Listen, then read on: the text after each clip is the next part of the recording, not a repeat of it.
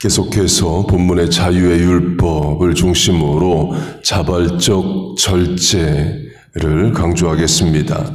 어제 사도 바울이 우상에게 바쳐진 고기를 먹는 문제에 대해서 본인은 자유하고 성도들도 자유하지만 많은 사람을 얻기 위함이라 그 전도를 위해서 또 모든 것이 가나 모든 것이 virtue, 덕을 세우는 것은 아니라 공동체의 덕을 위해서 고기를 안 먹을 수 있다. 그 자발적 절제를 강조했습니다.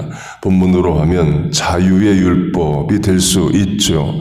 강제력 통제, 규제의 율법이 아니라 스스로 하나님을 위해서 자발적으로 실천하는 법, 자기 절제입니다. 또한 바울이 스스로 정한 자발적 절제에 결혼, 독신의 삶이 있습니다. 고린도전서 7장을 보면 바울이 결혼의 문제를 말하면서 나와 같기를 원하노라, 나와 같이 그냥 지내는 것이 좋으니라로 독신과 비혼을 추천합니다. 그러나 이는 명령이 아니라로 강제력은 없다, 내 생각이다 라고만 말합니다. 이유는 결혼은 하나님 에덴 동산에서 인류에게 주신 명령이면서 또 축복입니다. 생육하고 번성하라 하셨습니다. 성경은 결혼이 죄라거나 결혼하지 말라 한 예가 없어요. 이유는 천주교로 하면 이제 신부와 수녀들이 독신으로 삽니다. 처음부터 그렇게 한 것은 아니었습니다.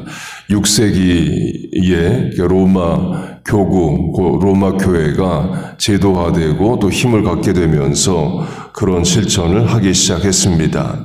그리고도 천주교는 일대 교황을 베드로라고 말합니다. 그런데 베드로는 아내가 있었습니다. 결혼을 했어요. 근거는 예수님이 베드로의 장모의 열병을 고쳐주십니다. 장모가 있다는 말은 결혼을 했다는 거죠. 곧 결혼하는 게 잘못이 아닙니다. 그런데 바울은 스스로 독신으로 삽니다. 자발적 절제의 삶을 살아요. 바울이 독신으로 살았던 이유를 추정할 수 있는 또 이유가 있습니다.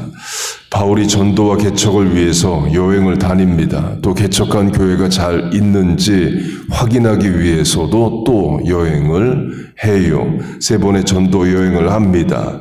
이스라엘 안이 아니라 이스라엘을 벗어나는 그리스, 터키 등으로 멀리 갑니다. 또 그리스, 터키와 같이 멀리 가서 겪는 일은 돌에 맞아 기절하고 또 감옥에 갇히고 살인의 협박을 받고 결국 목이 잘려서 죽는 것으로 전해집니다.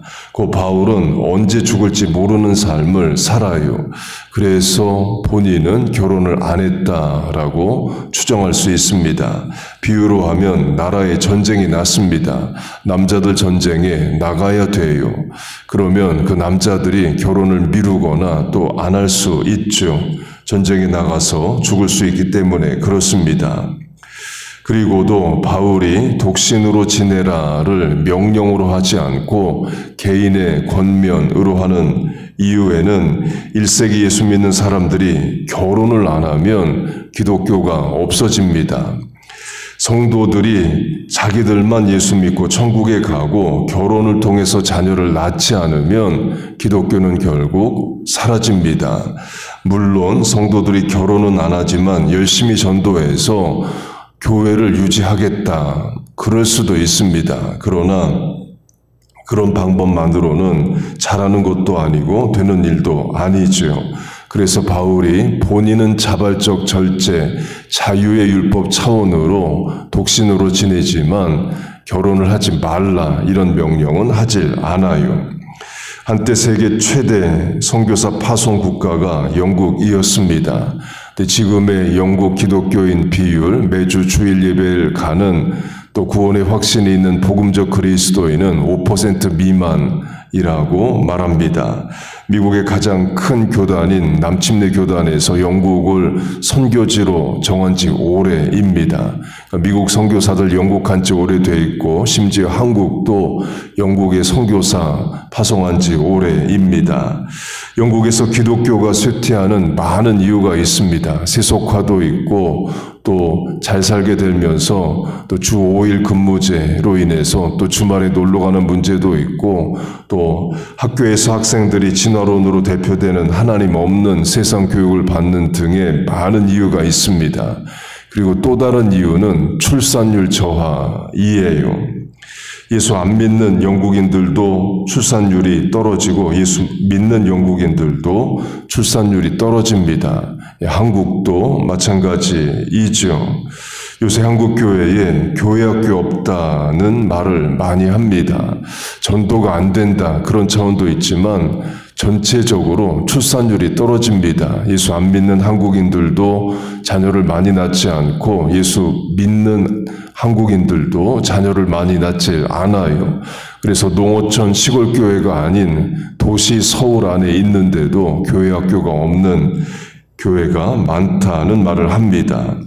그런데 1987년 통계로 하면 1987년의 한국교회의 학생의 수 18세 이하의 학생의 비율이 50%였답니다. 그 사람이 70년, 80년을 산다고 하면 중간을 40세로 끊어서 40세 미만이 50%가 아니라 18세 미만이 교회 교인의 50%라는 거예요. 그 말은 교회 안에 어린이, 청소년이 많았다는 거죠. 그런데 지금은 교회학교 자체가 없는 교회가 있다 이런 말을 들은 지도 또 오래되었습니다. 이유 중 하나에는 또 출산율 저하가 있죠. 그런데 영국 안에 자녀를 요새 7명, 8명 낳는 집단이 있습니다. 무슬림들이에요. 작년 통계로 인구의 6%가 무슬림이고 2050년 되면 인구의 17%가 무슬림일 거라 말을 합니다. 무슬림들이 영국에 이민을 많이 와서가 아니라 이미 있는 무슬림들이 자녀를 많이 낳아서이에요. 그래서 리비아의 전 대통령이었던 카다피가 이런 말을 했습니다. 유럽의 무슬림 선교사 또는 난민 보낼 필요가 없다. 이미 있는 무슬림들이 자녀만 많이 낳아도 결국에 유럽 대륙은 이슬람화가 된다. 그런 말을 했었습니다. 실제로 지금 영국 런던의 시장이 영국 출생 무슬림입니다. 파키스탄계 영국인으로 최대 도시 런던의 시장을 무슬림이 하고 있어요. 그만큼 무슬림이 이미 많고 또 거부감도 없다는 거죠. 이스라엘의 보수적 유대인들도 비슷합니다. 지금 이스라엘의 총리가 네탄야후입니다. 또 어릴 때 미국에 와서 1.5세로 살다가 이제 이스라엘에 가서 정치를 하는 분이에요. 네탄야후가 속한 당이 국회의원 선거를 하면 과반수를 얻은 적이 한 번도 없습니다. 그래서 언제나 다른 당과 연합 연정을 해서 본인이 총리가 돼요. 그 연합하는 당의 보수적 유대교, 하레리 또는 하시딤이라 불리는 보수적 유대인 당이 있습니다. 그 보수적 유대교 당의 특징이 있습니다. 여자도 군복무를 하는데 그 보수적 유대인들 하레리는 군복무를 면제받습니다. 당연히 일반 이스라엘 국민들이 또 싫어하죠. 그리고 보수적 유대인들은 직업이 없이 평생을 율법 공부만 합니다. 그러면 어떻게 사느냐? 정부가 생활비를 줍니다. 역시 일반 이스라엘 국민들이 싫어합니다. 자기들이 일해서 내는 세금이 그 보수적 유대인들 생활비로 들어가기 때문에 그래요. 그 보수적 유대인들이 자녀를 7명, 8명씩 낳습니다. 정부는 매년 그 하레리들의 생활비 지원을 점점 더 늘립니다. 역시 일반 이스라엘 국민들 반대하죠. 지금의 보수적 유대인들이 국민의 12%입니다. 그 12%가 일을 안 하고 세금도 안 내고 군대도 안 갑니다. 그걸 나머지 이스라엘 국민들이 이제 먹여 살려요. 2065년이 되면 그 보수적 유대인들이 이스라엘 안에 50%가 될 거라고 말합니다. 이유는 출산율 때문입니다. 그런데도 그들을 정부에서 지원을 하는 이유는 어느 당이든 자체적으로 과반수를 얻어서 총리 배출을 못합니다. 그러니까 언제나 연합 정당이에요. 그러면 보수적 유대인 당이 원하는 것을 들어줘야죠. 장관직 하나나 두 개 주고 또 생활비 지원 계속하겠다 약속을 해줍니다. 곧 자녀를 많이 낳는 것이 큰 무기가 되어 가고 있어요. 말라기 2장이 말합니다. Godly offspring, 경건한 자손을 얻고자 함이라. 하나님은 성도의 결혼을 통해서 경건한 자손이 태어나고 경건한 세대가 길러지기를 원하십니다. 물론 어린이 청소년 전도를 통해서도 합니다. 그러나 성도의 결혼을 통해 믿는 자의 가정에 경건한 자손이 태어나는 것을 하나님도 원하시고 명하셔요. 곧 바울은 개인 의견 차원에서 나처럼 결혼하지 않고 지내는 것이 좋다라는 말을 하지만 이건 개인 의견이고 명령이 아니라로 이제 분명히 말을 합니다. 성경의 기본 명령은 생육하고 번성하라 이에요. 말씀을 맺겠습니다. 바울이 스스로 자발적 규제, 절제의 법들을 만들어서 실천합니다. 얼마든지 고기 먹을 수 있지만 절제하겠다 말을 하고 결혼할 수 있지만 또 안 한다와 같은 자발적 절제의 법을 만들어 삽니다.